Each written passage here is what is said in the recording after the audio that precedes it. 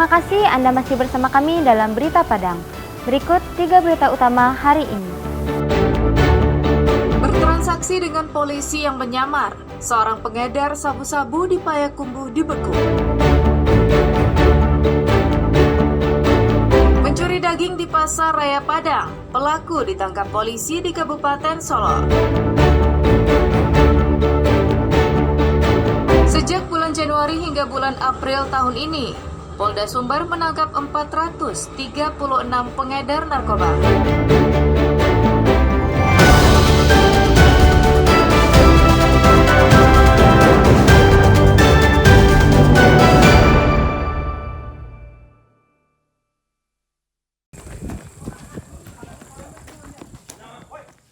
Tim Phantom Satres Narkoba Polres Payakumbuh menangkap seorang pengedar sabu-sabu yang akan bertransaksi dengan seorang polisi yang menyamar sebagai pembeli di sebuah kontrakan di Kelurahan Padang Datar Tanah Mati.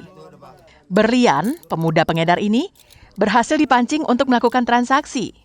Berlian sendiri telah masuk dalam catatan polisi jika dirinya adalah pengedar yang licin.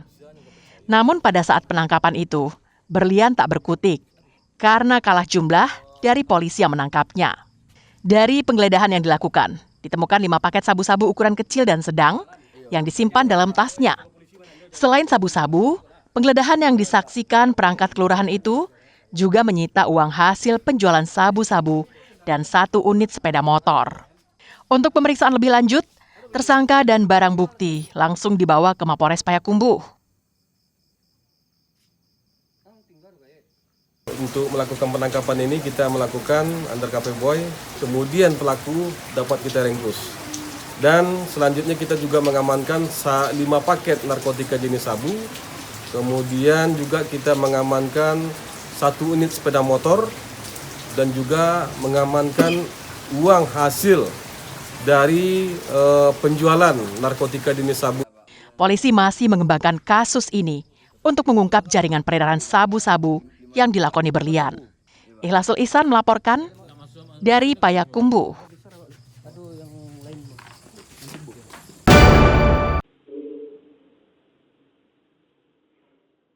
Dalam sebuah rekaman kamera pengawas milik Pasaraya, terlihat seorang pelaku menggunakan jaket berwarna merah, sedang beraksi mencuri daging sapi di lantai 2 Pasaraya, Kecamatan Padang Barat, Pusat Kota Padang. Pelaku berhasil mencuri 10 kg daging sapi. Korban pun melaporkan peristiwa yang dialaminya ke polisi dan disertai dengan rekaman kamera pengawas itu. Usai mendapatkan laporan korban, anggota Satreskrim Polresta Padang kemudian menangkap seorang pelaku bernama Ferry di Kabupaten Solo. Selain pelaku, petugas juga menyita barang bukti berupa 1 unit sepeda motor dan jaket yang digunakan saat beraksi seorang diri. Usai ditangkap, pelaku dibawa petugas ke Mapolresta Padang untuk proses hukum lebih lanjut. Dari pengakuannya kepada polisi, pelaku telah 4 kali mencuri daging di kawasan Pasaraya Padang. Pelaku sendiri adalah seorang residivis dalam kasus yang sama. Atas perbuatannya, korban mengalami kerugian hingga 9 juta rupiah karena kehilangan daging hampir 90 kg. Daging curian itu dijual pelaku kepada seorang penadah dan uangnya digunakan untuk keperluan pribadi. Telah terjadi pencurian daging banyak di Impres 1 lantai 2 los daging. Kita berhasil menangkap pelaku di daerah Kotuanau, Kabupaten Solo, masih Provinsi Sumbar. Untuk pelaku merupakan residivis dalam kasus pencurian atau yang sama. Keterangan dari pelaku sudah 4 kali melakukan pencurian. Pelaku harus kembali ke sel tahanan Mapolresta Padang dan dijerat polisi dengan pasal 363 KUHP tentang pencurian dengan pemberatan dengan ancaman hukuman di atas 5 tahun penjara. Alfi melaporkan dari Padang.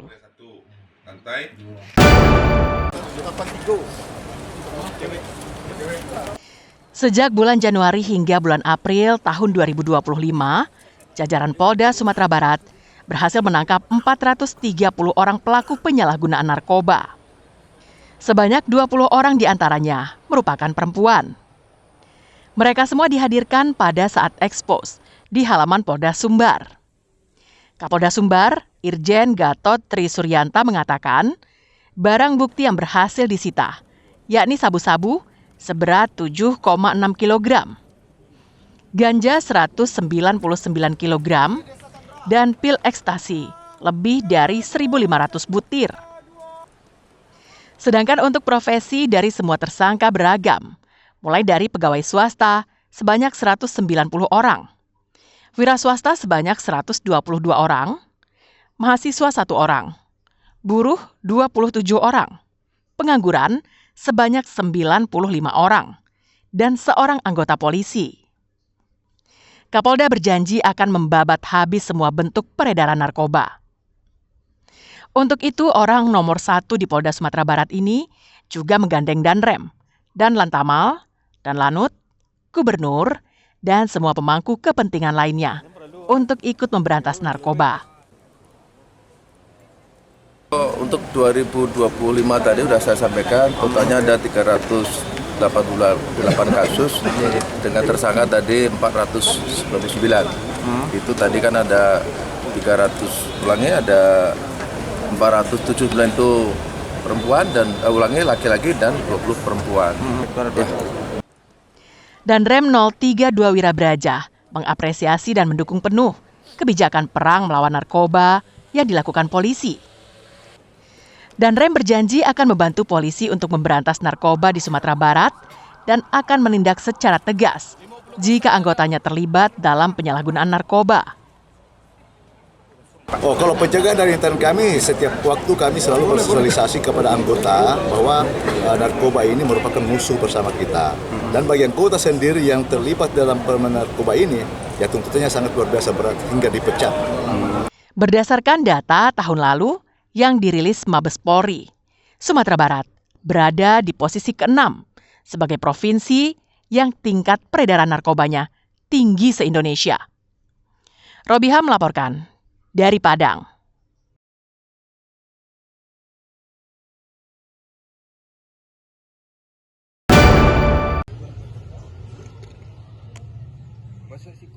Koleksi harimau Sumatera di Taman Marga Satwa Budaya Kinantan, TMSBK Bukit Tinggi, bertambah 1 ekor. Anak harimau berjenis kelamin betina yang baru berusia 4 bulan diberi nama Banun Kinantan.